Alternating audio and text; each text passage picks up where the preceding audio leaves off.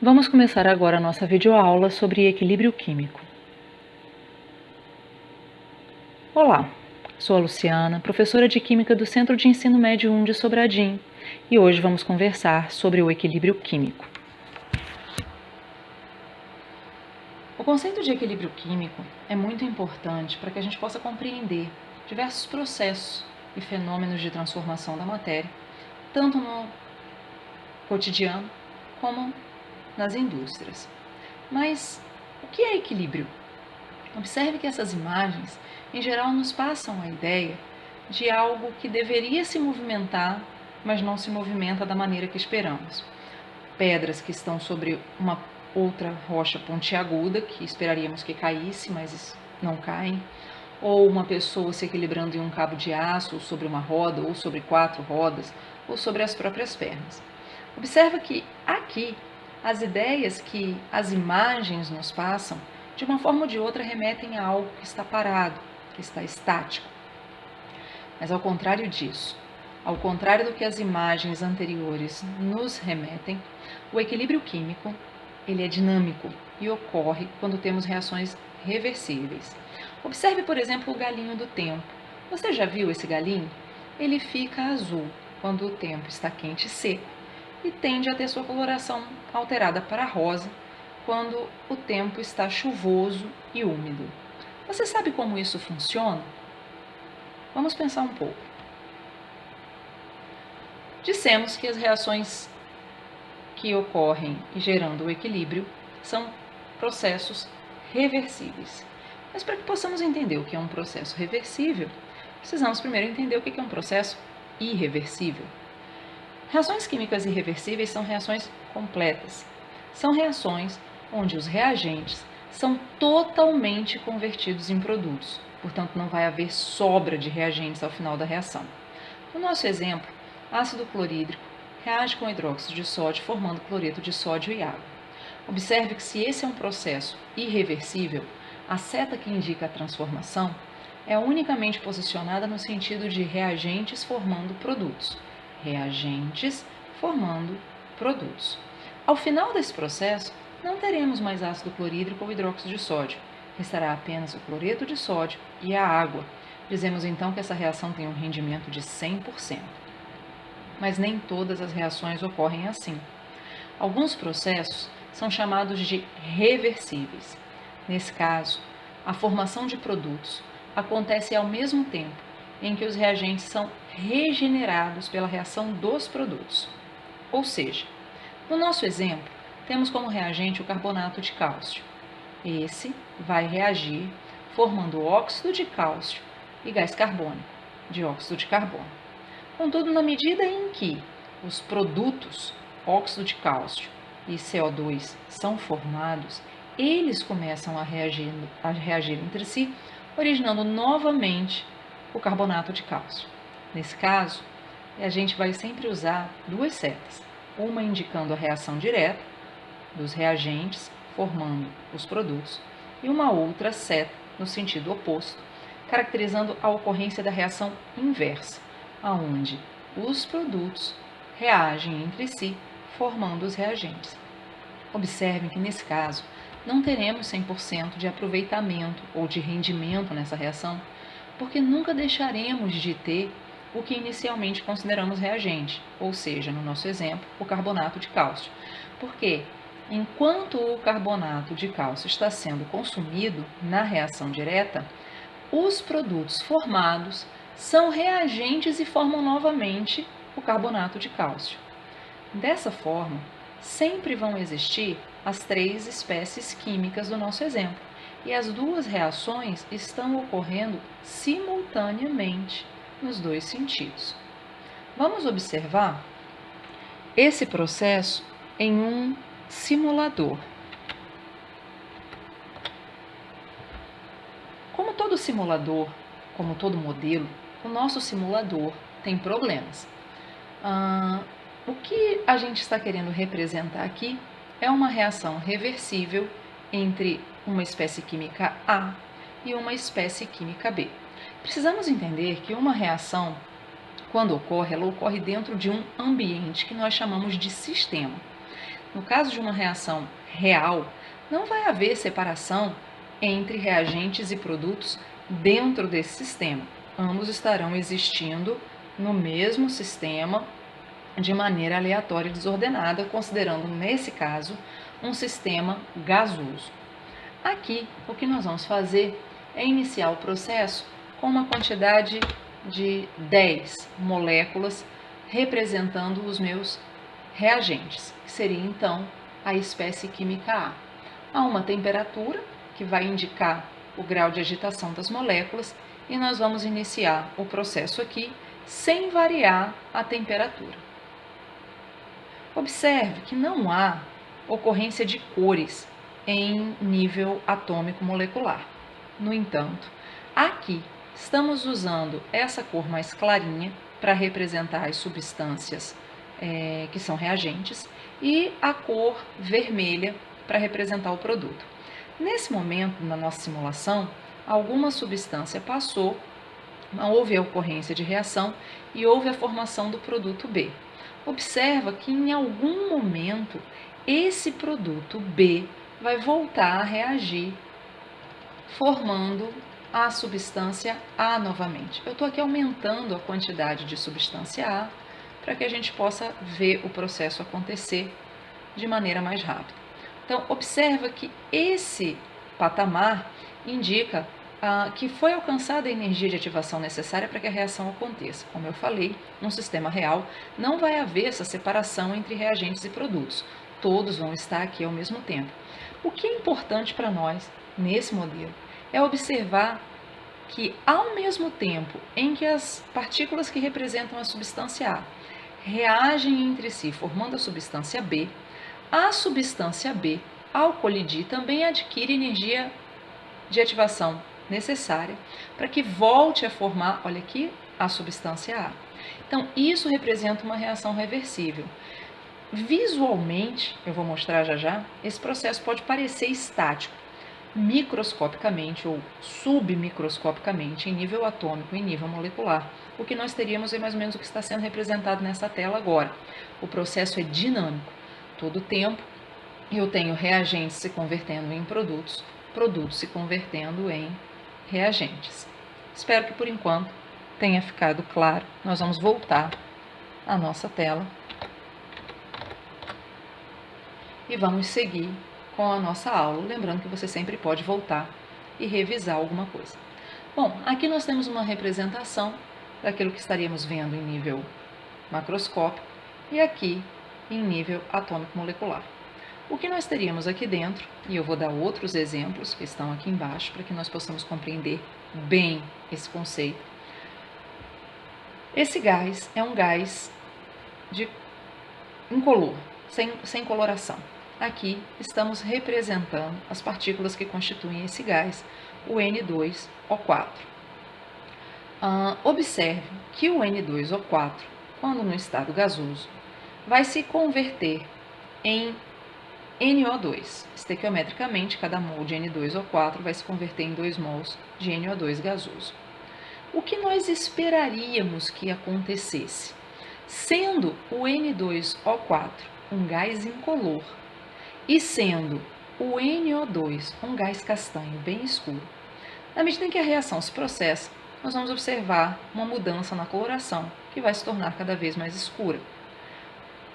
Embora possamos pensar que ao final do processo teremos um gás fortemente castanho, isso não acontecerá em nível macroscópico. O máximo que conseguiremos ver vai ser essa coloração. Por quê? Porque inicialmente nós só tínhamos o N2O4, que vai começar a se converter em NO2. Porém, como esse processo é um processo reversível, na medida em que o NO2 é formado, ele vai voltar a formar N2O4, até que esse sistema atinja o que nós chamamos de equilíbrio químico. Quando vai acontecer? Quando a velocidade da reação direta, no sentido de N2O4 formando NO2, for igual à velocidade da reação inversa, NO2 sendo convertido em N2O4. Observe que o termo velocidade de reação não é o termo mais apropriado para a compreensão do fenômeno. Aqui a gente deveria falar em taxa de ocorrência de reação, uma vez que velocidade, por definição, seria deslocamento de espaço sobre tempo. Bom, passamos então para um outro conceito, ou melhor, para um outro exemplo do mesmo conceito. Nós temos a mesma reação, o N2O4, que é um gás incolor, reagindo, formando o NO2, que é um gás castanho. Deveríamos observar, com o passar do tempo, que a coloração do sistema onde o gás se encontra se alterasse, se tornando cada vez mais escuro, até formar um gás muito castanho, um castanho bem fechado. Isso não vai ocorrer. A partir de um determinado momento, o tempo vai passar, mas a coloração que eu vou observar não vai mais se alterar. Quando isso acontecer, eu tenho então a indicação de que o sistema entrou em equilíbrio. Aqui a gente precisa ter bastante atenção, porque visualmente a impressão que eu tenho é que o sistema está estático, é que a reação parou, porque a coloração não muda mais. Mas eu tenho que lembrar, eu tenho que entender, eu não posso esquecer que, na verdade, as duas reações estão ocorrendo. Só que como elas estão ocorrendo na mesma taxa, eu não vou ver mais a alteração na coloração dos gases do sistema. Novamente, o mesmo exemplo, só para a gente entender. Nesse primeiro frasco, o que eu tenho é somente o gás NO2, que, como eu disse, é castanho escuro. Mas, na reação de transformação do N2O4 incolor em NO2, eu não consigo atingir essa coloração. Por quê? Porque como o sistema é reversível e entra em equilíbrio, vão coexistir nesse sistema, no momento do equilíbrio, tanto o N2O4, que é incolor, como o NO2, que é castanho, de forma que a coloração não vai chegar a ficar tão escura. Entendemos, então, que embora pareça uma situação estática, em nível atômico-molecular, o equilíbrio é dinâmico, porque nesse caso, as reações direta e inversa continuam acontecendo. Agora vamos passar para uma análise gráfica. Eu disse para vocês ainda agora que o equilíbrio químico vai acontecer, vai ser estabelecido, quando a velocidade, e chamei atenção para o uso livre do termo velocidade, da reação direta e da reação inversa forem iguais. Vamos pensar sobre esse gráfico um pouquinho. Inicialmente, a reação inversa não existe, porque não há produto para que a reação inversa possa acontecer. Inicialmente eu só tenho reagente e por isso a velocidade inicial da reação direta é grande, enquanto a velocidade da reação inversa é nula. Na medida em que a reação direta começa a acontecer e os reagentes são consumidos, a velocidade vai diminuir. Por outro lado, passamos a ter a formação de produtos, o que vai gerar a ocorrência da reação inversa, e na medida em que eu tenho mais produto, a velocidade dessa reação começa a aumentar. Na medida em que as duas reações vão acontecendo, chega um ponto, que vai ser o ponto de equilíbrio, nesse tempo, aonde as velocidades da reação direta e inversa se tornam iguais. Aqui, dizemos que o equilíbrio foi alcançado. Uma outra análise é a da concentração de reagentes e produtos. Vamos lembrar que concentração é usado aqui para a definição de concentração esse colchete e que a concentração aqui vai ser dada em mol por litro. Pode ser um sistema aquoso, pode ser um sistema gasoso. O que nós temos? Inicialmente, a quantidade de produto é nula, porque a reação ainda não começou, então eu não tenho produtos.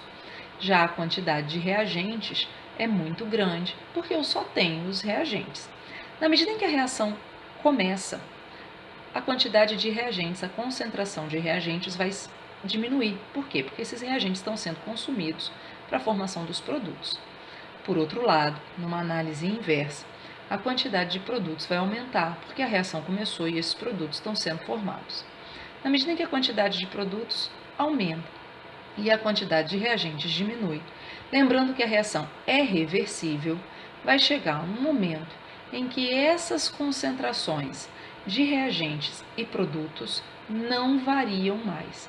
Elas podem ser iguais, como no caso desse gráfico, ou não. O que é importante perceber é que não é o fato das concentrações de reagentes e produtos serem iguais, como ocorre nesse gráfico, que estabelece o tempo, o momento em que o equilíbrio foi atingido. O equilíbrio é atingido quando as concentrações de reagentes e produtos deixam de variar.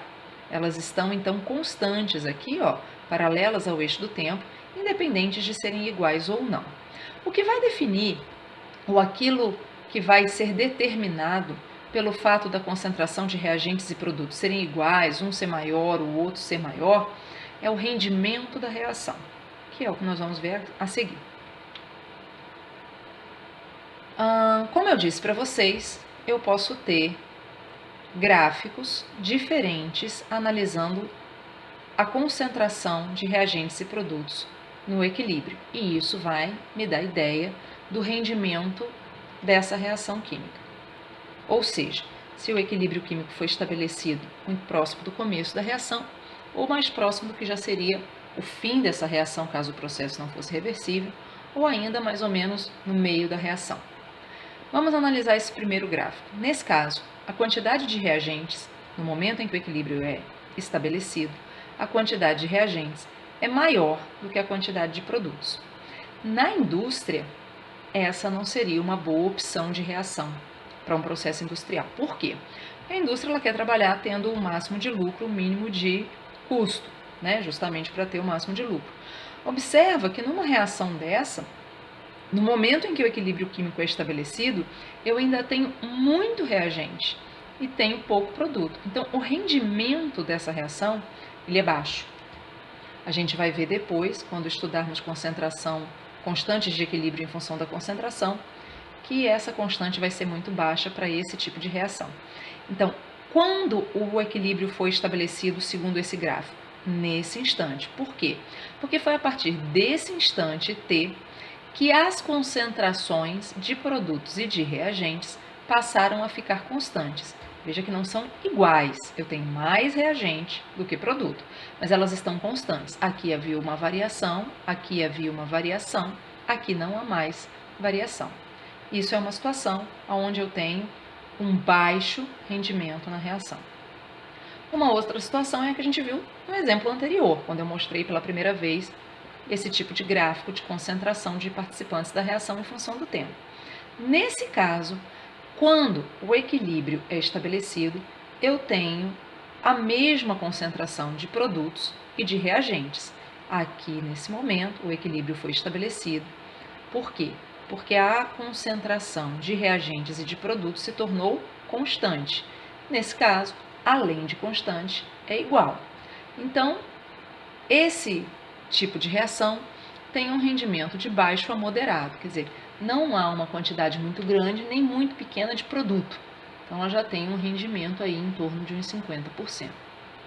A outra possibilidade é que o equilíbrio químico seja estabelecido, seja atingido, seja alcançado quando a quantidade de produtos já é superior à quantidade de reagentes.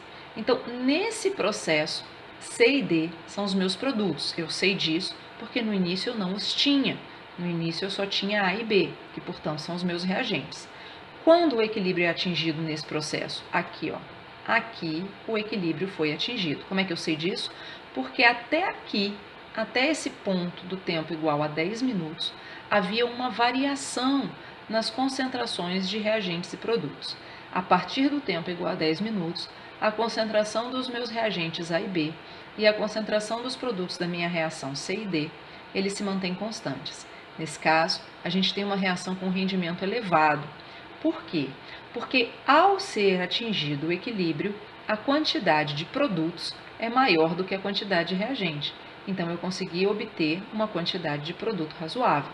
Em uma indústria, esse processo já seria mais favorável do que os dois anteriores. E o galinho do tempo? Aonde ele ficou em toda essa história? O que acontece com esse galinho do tempo? E aqui nós temos o galinho que é tradicional da história de Barcelos em Portugal, mas eu já comprei Cristo Redentor que faz essa mudança como souvenir no Cristo Redentor no Rio de Janeiro. Então eu posso usar a figura que eu quiser, uma figura plástica que está revestida aqui de uma espécie de camurça. E nessa camurça, onde a gente está vendo nesse primeiro azul e nesse segundo rosa, foi impregnada, essa camurça ela foi embebida de uma solução de cloreto de cobalto. O cloreto de cobalto é um sal que absorve a água do ar. Quando ele está hidratado com água do ar, então absorvida na sua estrutura, ele tem essa coloração rosa. Quando ele está anidro, quando ele está sem água, ele tem essa coloração azul. E esse processo dele estar com água ou sem água é um processo reversível, portanto é um sistema que pode entrar em equilíbrio químico. O que ocorre? Quando nós temos dias secos, dias quentes, a concentração de água no ar está pequena e esse galinho então vai ter coloração azul. Por quê? Porque ele perdeu a sua água de hidratação. Já quando o tempo está úmido, quando está chuvoso, a quantidade disponível de água no ar é grande, o ar está úmido. Então, esse galinho, ou melhor dizendo, o cloreto de cobalto que está presente nele, vai absorver água e a coloração vai mudar para rosa. E nós vamos ter esse processo acontecendo todo o tempo. O galinho absorvendo água, lembrando que não é o galinho, mas sim o cloreto de cobalto que está presente na sua estrutura, na sua superfície. Quando ele absorve água, ele tem essa coloração azul. Ele perde água, perdão, quando ele absorve água, ele tem essa coloração rosa. Quando ele perde água, ele tem essa coloração azul. Então, nós temos uma reação para cá, uma reação para cá, que são processos reversíveis, então uma direta e uma inversa, que estão acontecendo todo o tempo. Aqui a gente tem de maneiras diferentes várias escalas de cor, essa escala é de uma maneira, essa escala é de outra, mas observem que ambas estão mudando de azul para rosa e que você não tem somente as duas colorações, muito azul, muito rosa. Você tem todo esse pedaço aqui no meio, porque vai depender de quando esse equilíbrio é estabelecido. E aí você pode perguntar, mas professora, esse equilíbrio, se ele vai ficar rosa, se ele vai ficar azul, e se isso depende da quantidade de água que está disponível ou não no ar, significa então que eu posso alterar o momento em que o equilíbrio é estabelecido? Posso sim, mas isso nós vamos ver depois. Por enquanto, vamos lembrar e revisar. Reações químicas podem ser reversíveis.